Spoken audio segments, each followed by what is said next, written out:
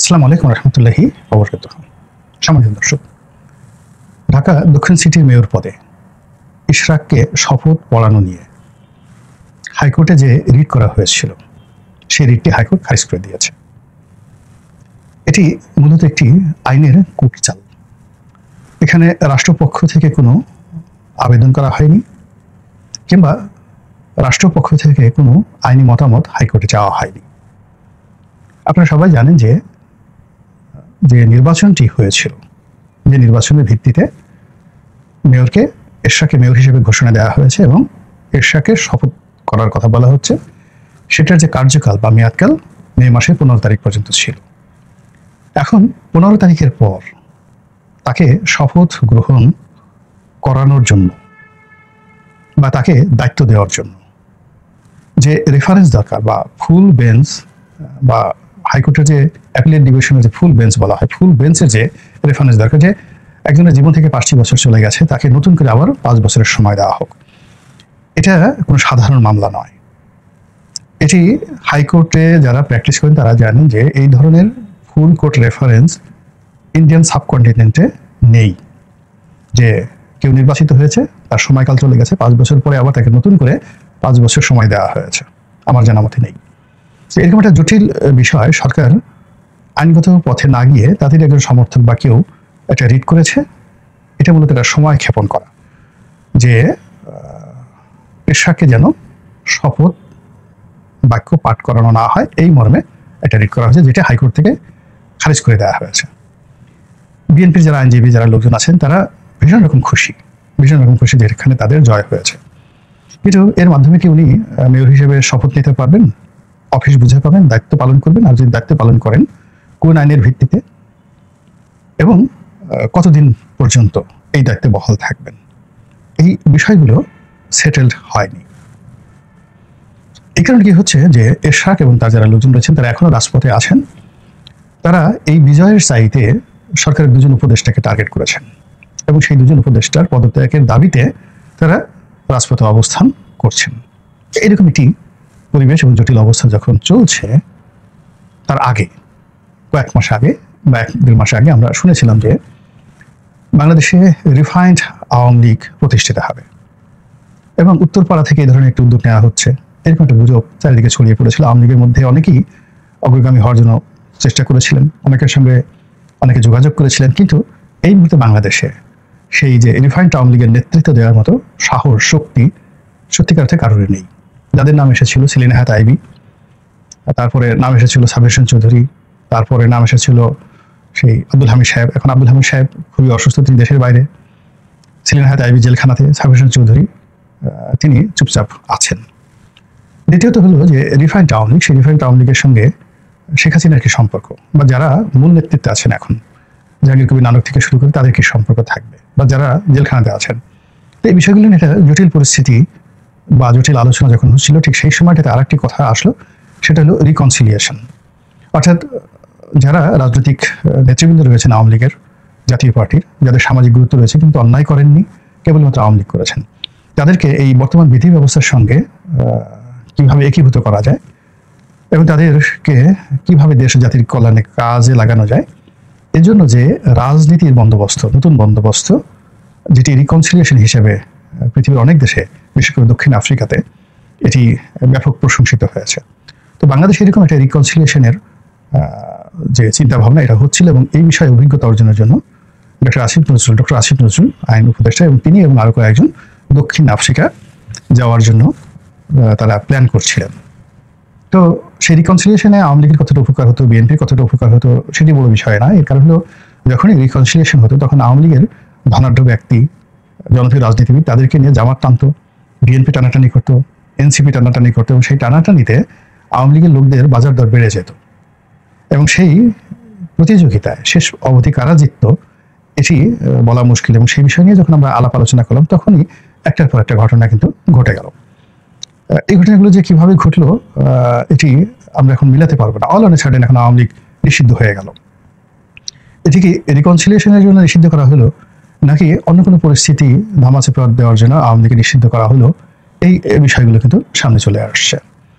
তারপরে সেই দক্ষিণ সিটি কর্পোরেশনের যে মেয়র পদে এশাকের মনোনয়ন, শপথ গ্রহণ করতে দেওয়া না দেওয়া আকাঙ্ক্ষা, এটা নিয়ে সরকারের সঙ্গে বিরোধ। ডিসেম্বর মাসে নির্বাচন নিয়ে বিরোধ, এবং যাকে বলা হয় নির্বাচন কি আগে জাতীয় নির্বাচন হবে নাকি স্থানীয় নির্বাচন হবে, এটা নিয়ে সকল পক্ষের সাথে বিরোধ। এই বিরোধগুলো এখন এমন একটা জায়গাতে চলে এসছে, পয়েন্ট অফ নো রিটার্নে। এখন আর রিফাইন্ড আওয়ামী লীগ আর রিফাইন্ড যাকে বলা হয় রিকনসিলিয়েশন, এগুলো নিয়ে আসলে কারো চিন্তা করার সময় নেই। এর মধ্যে কুরবানির ঈদ চলে আসছে, আকাশে ঘন মেঘের ঘন ঘটা, দেশের বিভিন্ন এলাকাতে ইতিমধ্যে বন্যা আক্রমণ চালিয়েছে। তারপর আবার সেই ভয়ালো আগস্ট মাস সামনে, এখন মে মাসের পরে জুন মাসে আপনার ঈদুল আজহা। তো হজ যাত্রীরা হজ করতে গেছেন, পরে পুরো জুন মাসটাই চলে যাবে মূলত ঈদুল আজহা এবং হজের আনুষ্ঠানিকতা নিয়ে মানুষজনকে ব্যস্ত থাকতে। জুলাই মাসে এবং আগস্ট মাসে প্রকৃতি খুব বিরূপ থাকবে, এবং ওই সময়টাতে আমাদের দেশে অনেক রাজনৈতিক দুর্ঘটনা ঘটে, এবং আমাদের দেশে এই যে নতুন যারা সরকার আসে তাদের প্রথমে একটা বছর খুব ক্রান্তিকাল যায়। এই এক বছর যারা টিকে থাকতে পারে তারা 2 বছর 3 বছর 5 বছর টিকতে পারে, আর যারা পারে না তারা 1 বছরের মাথায় তাদেরকে চলে যেতে হয়। অতীতের ইতিহাস তাই বলে। খন্দকার মোশতাকের সরকার 1 বছর টিকতে পারেনি, তো জাস্টিস সাত্তারের সরকার তারা 1 বছর টিকতে পারেনি। তো এরকম 1 বছর যদি তারা টিকতে পারতো, তারা এরশাদ সাহেবের মতো একটা ইতিহাস তৈরি করতে পারতো। 111 সরকার কিন্তু 1 বছর টিকতে পারেনি, এবং তারা রাতারাতি কয়েকবার ভুল পাল্টে তারপর শেষে জনগণের কাছে কমিটমেন্ট দিয়ে আমরা এই সময়ের মধ্যে চলে যাব সেই কথা বলে তারা কিন্তু নিজেদের পিঠ বাঁচিয়েছে। তো এই হলো আমাদের দেশে। এখন ডক্টর মোহাম্মদ ইউনূস যদি আগস্ট মাস 2025 সন পার করতে পারেন, সেপ্টেম্বর মাসটা তাদের নিয়ন্ত্রণে থাকে, তাহলে এই সরকার কতদিন থাকবেন এটা ইতিহাসের উপর নির্ভর করবে, পরিস্থিতির উপর নির্ভর করবে। কিন্তু এখন পর্যন্ত পুরো জিনিসগুলো সব এলোমেলো হয়ে গেছে।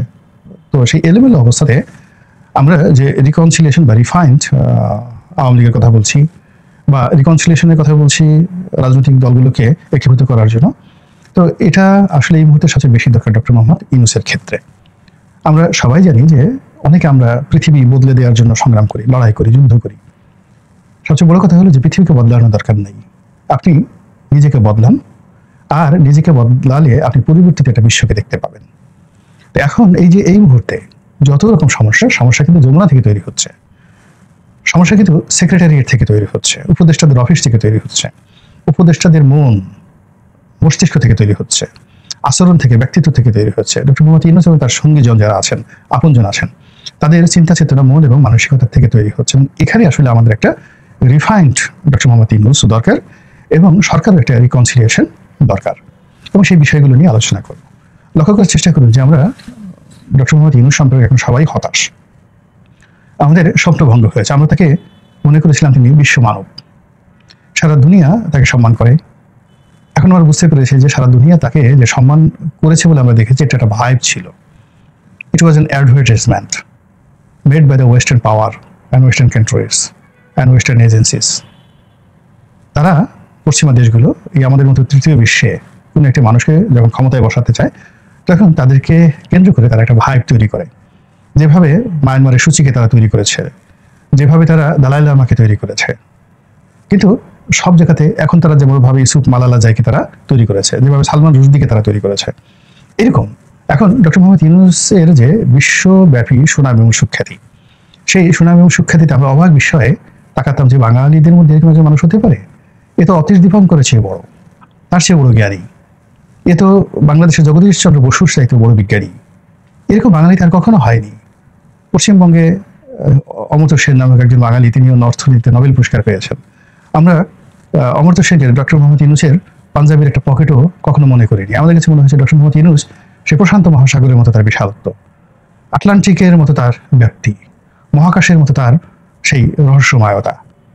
কিন্তু যেই মুহূর্তে তিনি রাষ্ট্র ক্ষমতা আসলেন, আমরা অবাক বিষয় দেখলাম যে আরে এ তো গ্রামীণ ব্যাংক, এ তো এনজিও, এ তো গ্রামীণ ফোন, এ তো গ্রামীণ ট্রাস্ট। তার বাইরে তার কোনো চিন্তা নেই।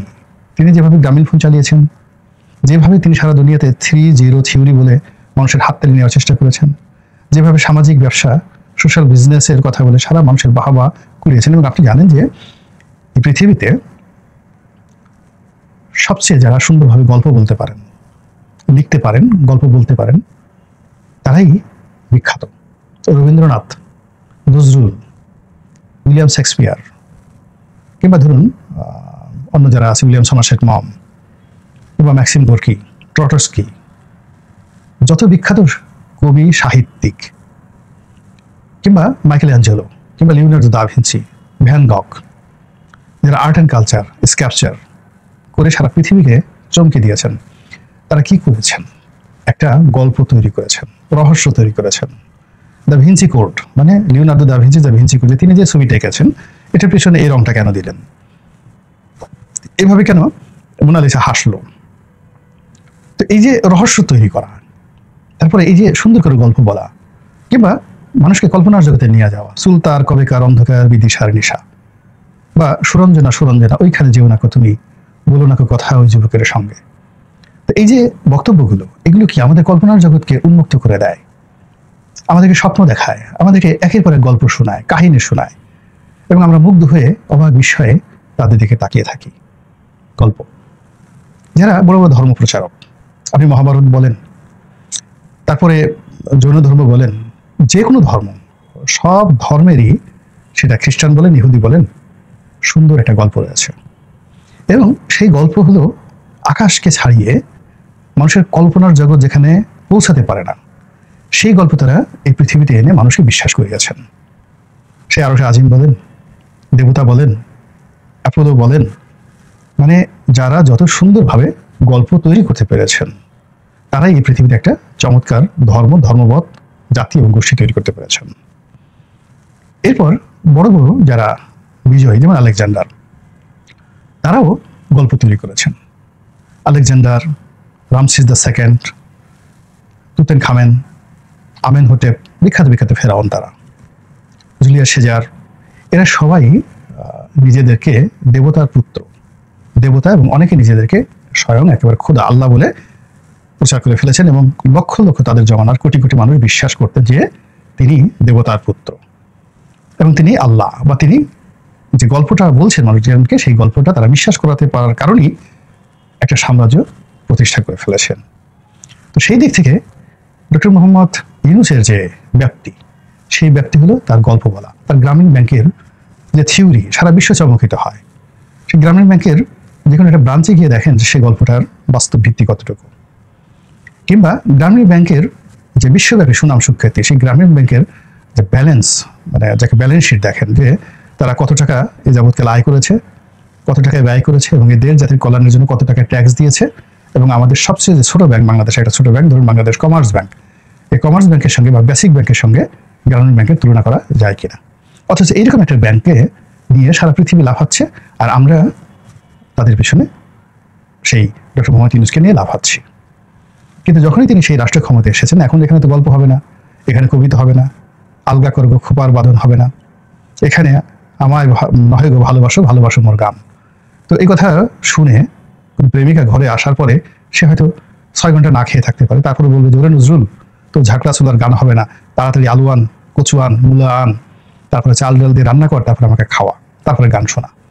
তো এখন আমাদের এই 3G এর theory, social business, doctor Mohammad Yunus, এ সব কিছু শূন্য হয়ে যাচ্ছে মবের কাছে, শূন্য হয়ে যাচ্ছে আইন শৃঙ্খলার, যাকে বলে অবনতির কাছে, শূন্য হয়ে যাচ্ছে বিশৃঙ্খলার কাছে, শূন্য হয়ে যাচ্ছে কর্মসংস্থান না হওয়ার কাছে, বেকারত্বের কাছে। তো এই যে অনার্স সৃষ্টি, এই অনার্স সৃষ্টি থেকে আমাদেরকে যদি বাঁচতে হয়, তাহলে এই মুহূর্তে সবচেয়ে বিকল্প যেটি দরকার, সেটা হলো ডক্টর মোহাম্মদ ইউনূসকে রিফাইন করা। তার চিন্তার মধ্যে, তার কর্মের মধ্যে, তার দৃষ্টিভঙ্গির মধ্যে গ্রামীণ ব্যাংক, গ্রামীণ ফোন এগুলো বাদ দিয়ে তার চিন্তা চেতনার মধ্যে একজন আকবরকে ঢুকিয়ে দেওয়া, একজন হযরত উমরকে ঢুকিয়ে দেওয়া, একজন আওরঙ্গজেবকে ঢুকিয়ে দেওয়া, একজন শায়েস্তা খানকে ঢুকিয়ে দেওয়া। এছাড়া আমাদের আসলে কোনো রক্ষা নাই। এর কারণ হলো, আমি যেটা বলেছিলাম যে শেখ হাসিনা খুব খারাপ করছে, কিন্তু তার পতন অনিবার্য, কিন্তু তার পতনের পরে সময় ভালো হবে না। আবার একইভাবে এখন ডক্টর মোহাম্মদ ইউনূস খারাপ কাজ করছেন, কিন্তু তার অবর্তমানে যে একটা পরিস্থিতি বা নতুন একটা মেরুকরণ হবে ক্ষমতার, এটা এখন যাকে চলে তার চেয়ে খারাপ হবে। এই জন্য আসলে আমাদের সবারই উচিত হলো ডক্টর মোহাম্মদ ইউনূসকে রিফাইন করা, তার মাথা থেকে টেনে হিসড়ে গ্রামীণ ব্যাংক বের করে দেওয়া, তার আশেপাশে যত গ্রামীণ ব্যাংক, গ্রামীণ ফোনের যত লোকজন আছে সবগুলোকে তাড়িয়ে দেওয়া, এভরিবডি। এবং বিএনপি, জামাত, আওয়ামী লীগ সবাই মিলে, মানে যারা কোনো একবার গ্রামীণ ব্যাংক, গ্রামীণ ফোনের ভবন পাঠা দিয়েছে, প্রত্যেকটা লোককে যমুনাতে নিষিদ্ধ করে দেওয়া, এবং তার আশেপাশে পলিটিক্যাল লোকদেরকে, নেতাদেরকে বসিয়ে দেওয়া, এবং উনার মানে যেহেতু মুরব্বী বয়সী মানুষ, মানে তাকে একটা যাকে বলা হয় ঐক্যের প্রতীক হিসেবে চেষ্টা করা রাখা, যদি তিনি রিফাইন্ড হন ভালো, আর না হলে তো কিছু করার নাই। সেকেন্ড যে দিক সেটি হলো ওনার যে উপদেষ্টা পরিষদ, এটা ইমিডিয়েটলি এটাকে রিশাফেল করা দরকার। এখানে রিকনসিলিয়েশন দরকার। এখানে যারা ইতিমধ্যে অযোগ্য প্রমাণিত হয়েছেন তাদেরকে বিদায় করা দরকার, যারা ইতিমধ্যে ক্রাইম করেছেন তাদেরকে শাস্তির আওতায় আনা দরকার, আর যাদের দ্বারা কোনো কিছু হচ্ছে না, খালি আনাকুম জানাকুম, আসছেন যাচ্ছেন, কেউ সুন্দরী কোটা, কেউ মহিলা কোটা, কেউ এনজিও কোটা, কেউ সেনাবাহিনীর কোটা, এই বিভিন্ন কোটায় যারা এসে এখানে শুধুমাত্র অফিসগুলো দখল করে আছেন, এদেরকে ইমিডিয়েটলি বাদ দিয়ে যারা পরিচালনা করতে পারেন তাদেরকে এনে যদি একটা শক্তিশালী উপদেষ্টা পরিষদ গঠন করা হয়, তাহলে সেটি ইচ্ছে করলে ভালো একটি নির্বাচনও করতে পারবে। ইচ্ছে করলে তারা যদি দেশ ভালোভাবে চালায়, তাহলে এখন যেভাবে ডিসেম্বর মাসে বা খুব ইমিডিয়েটলি বিএনপি নির্বাচন চাচ্ছে, আমার কাছে মনে হচ্ছে বিএনপি সেটা চাইবে না। বিএনপি এখন এই সরকারের অধীন নিজেদেরকে যেভাবে অনিরাপদ ভাবছে, নিরাপত্তাহীনতায় ভুগছে এবং একটা অশনি সংকেত দেখতে পাচ্ছে, যদি সুশাসন থাকতো, ন্যায় বিচার থাকতো, যোগ্যতা থাকতো, তাহলে এটি হতো না। তো কাজেই আমরা যে সকল রিকনসিলিয়েশনের কথা বলছি, রিফাইন্ডের কথা বলছি, আওয়ামী লীগ বিএনপি কাউকে রিফাইন্ড করার দরকার নেই, যেহেতু ক্ষমতার স্টিয়ারিংটা এখন ডক্টর মোহাম্মদ ইউনূসের হাতে। তিনি যদি রিফাইন্ড হন আর তার যে সরকার, সেই সরকার যদি রিকনসিলিয়েট হয়, তাহলে কেবলমাত্র এই জাতির ইমিডিয়েট মুক্তি সম্ভব। আদারওয়াইজ আমাদের একটা দীর্ঘ পথ পাড়ি দিতে হবে, অনিশ্চয়তা নিয়ে, বিশৃঙ্খলা নিয়ে, হতাশা নিয়ে, বিপদ এবং বিপত্তি নিয়ে। আল্লাহ আমাদের সবাইকে হেদায়েত দান করুন এবং হেফাজত করুন। আসসালামু আলাইকুম ওয়া রাহমাতুল্লাহি ওয়া বারাকাতুহু।